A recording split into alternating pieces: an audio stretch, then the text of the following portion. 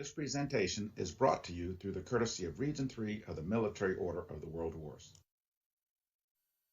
There are 3 videos in the series, each one presented in 2 parts, for a total of 6 separate videos. The 3 major categories are how to be a great leader, the power of communication, coordination, and cooperation, and principles for success in leadership and life. This is the first part of how to be a great leader. It is highly recommended that each one of the videos be broken up into breakout sessions for exercises and discussion. There are 15 recommendations that can be accessed by PowerPoint on the Region 3 website. That is MOWW Region 3. What is the Military Order World Wars, and why was the series on leadership made? The Military Order of the World Wars is a national veteran service organization whose members are dedicated to sustain our great nation, its principles and opportunities. The members of the order personify the motto, "It is nobler to serve than to be served." Included among the order's initiatives are to promote and further patriotic education and leadership to our youth. High school-age students across the country participate in multi-day youth leadership conferences and single-day youth leadership seminars. The multi-day conferences emphasize patriotism, free enterprise, and leadership. Single-day seminars address leadership. The presentation you're about to see is an abbreviated leadership seminar presented virtually. It covers the principles of leadership as well as key principles for success in life. Hello, I'm Carlton Whitty of the Delaware Chapter, Region 3 of the Military Order of the World Wars. I have a question for you. How would you like to be a great leader? Not just a good leader, but a great leader. Now, how can I make such a bold statement? Because many of the attributes of our country's greatest leaders had certain attributes in common. Now, granted, they had many different skill sets. Some of them were better tacticians, logisticians, strategists.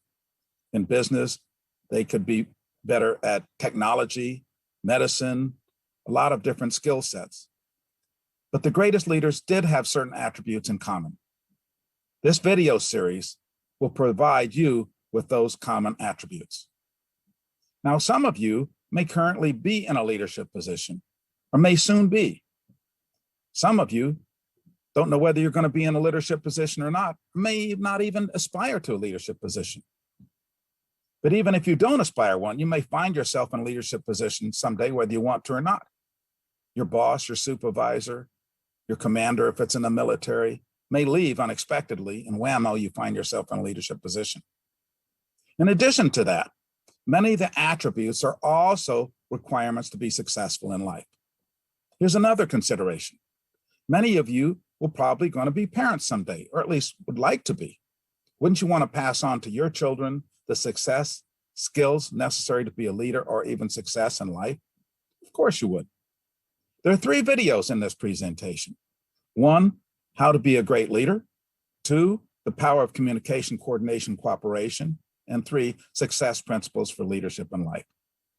Each is broken down into 2 parts, and that's to make it easier for your facilitators to plan and present.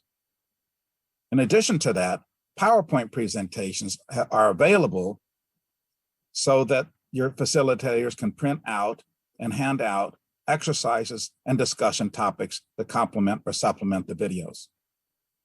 The motto of the Military Order of the World Wars, it is nobler to serve than to be served. We have many different focus areas, and one of them is leadership. And that's why this presentation is being made for you. On behalf of all the companions of the Military Order of the World Wars, we wish you great success in your future endeavors. And by the way, for more information, go to MOWW.org, or for more information on the videos, go to MOWWDelaware.com or MOWWRegion3.com. The objective of this, the first presentation, is to discuss the basic principles of leadership. We will begin by defining what leadership is. What do you think leadership is? Much study has been devoted to the study of leadership. In spite of this, there is no uniform agreement on exactly what leadership is. One definition is that it is a process by which a person influences others to accomplish a goal. Leaders make things happen. Just because someone is given a position or title does not automatically make them a leader. However, it is agreed that a leader will possess the following traits. They provide direction to others.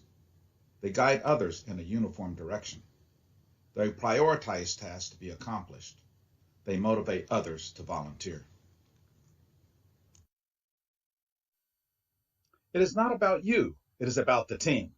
Team members are experts in specific areas, that is, occupational specialties such as human resources, supply and distribution, information technology, electronics, surgery, and so on and so forth.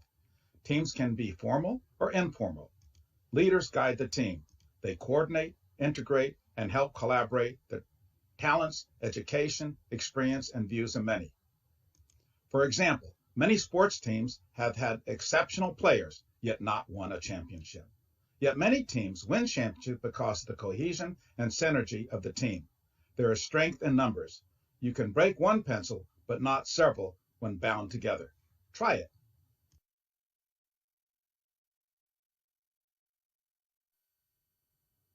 Orchestra leaders may not know how to play every instrument, but they know how to bring together all the instruments and musicians playing them in a coordinated, harmonious production. Many agree that good leaders empower people to perform, to encourage, and to teach others to innovate and share their views and knowledge with others for the common good. In the next video clip, Brigadier General Jeannie Levitt, commander of the Air Force Recruiting Service, shares some of her thoughts on leadership, especially encouraging others, diversity of thought, and instilling pride. She provides a few strategies she uses to apply these principles. What I want to be remembered as is as a leader, a mentor, and an outstanding fighter pilot. My job as a commander is to support the people and to make sure they understand the importance of what they do. If I enable the people, they will take care of the mission. We have a lot of similarities with corporate businesses, but the fact is you're making a commitment that you will serve your country for a period of time. Carry on, take your seats, please. In the military, everyone's familiar with our rank structure and our chain of command. I really look at it differently.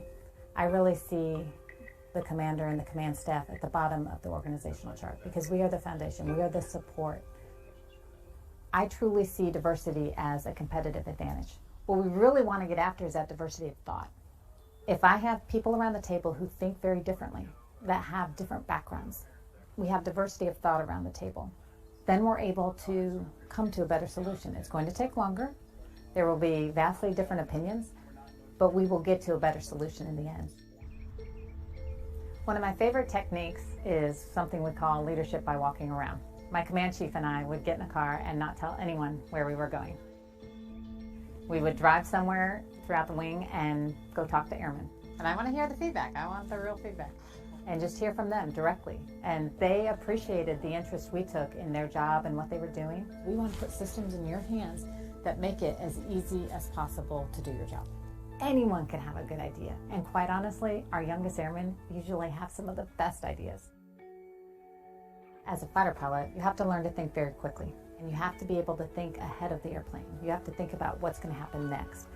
And so I think that has truly prepared me to be ready for the unknown. I think a lot of our ceremonies and our rituals are so important because they help us understand our heritage, and it instills that pride, and pride is a powerful emotion. We will continue to be the world's greatest Air Force, and our job at Air Force Recruiting Service is to ensure that we attract America's best and brightest to remain the most powerful Air Force in the world. When people are proud of the organization that they are part of, they will work so hard to continue that incredible legacy. Throughout the ages, there have been many who have led others, yet were ineffective leaders. Examples are Adolf Hitler, Joseph Stalin, Genghis Khan, Attila the Hun, Kim Il-sung, and Robert Mugabe. Hitler Stalin, Khan, and Attila the Hun killed millions of people and caused major destruction of their people and countries. Kim Il-sung of North Korea and Mugabe of Zimbabwe were guilty of economic mismanagement, corruption, racism, human rights abuses, and crimes against humanity. So what does make a good leader? There are certain attributes and traits that great leaders have in common. Let's take a look at them. Leadership is inspiring others in the attainment of a goal, aim, or undertaking. Influencing factors include beliefs, values, ethics, character traits, knowledge, and the ability to implement, direct, and motivate. A leader inspires and influences others by applying these attributes. A person who is willing to study, practice, and apply sound leadership strategies can not only be a leader, but be a great leader. Here's a quote from John Quincy Adams. Adams was an American lawyer, statesman, and diplomat who served as the 6th President of the United States from 1825 to 1829. The belief that good leaders inspire others has been central to leaders throughout history. General Walter Ulmer expressed the same beliefs as did President Adams. This narrator served under General Ulmer when he was commander of the 3rd Armored Division in Germany, and thought his example not only inspired me, but many others under his command. He was the 56th Commandant of West Point when women were first admitted.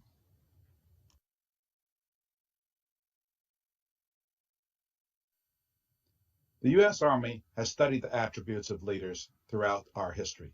These attributes have been published in the U.S. Army Field Manual 22-100. The attributes of leaders are defined by 3 categories: be, know, and do. Be is who you are, know, the knowledge you have, and do, how you apply the be and know. The concept of be, know, and do can be attributed to the studies on leadership by Douglas Southall Freeman. Freeman studied the leadership traits of many American leaders.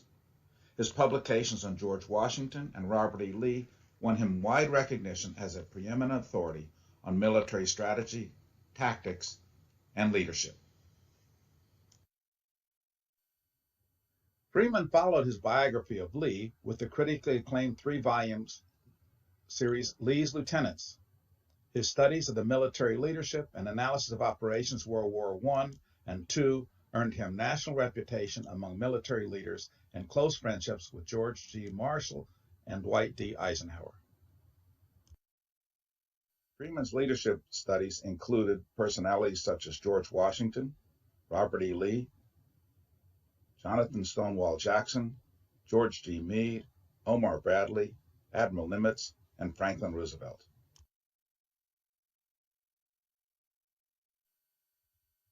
Freeman wrote, "Know your stuff, have strength of character, look after your people."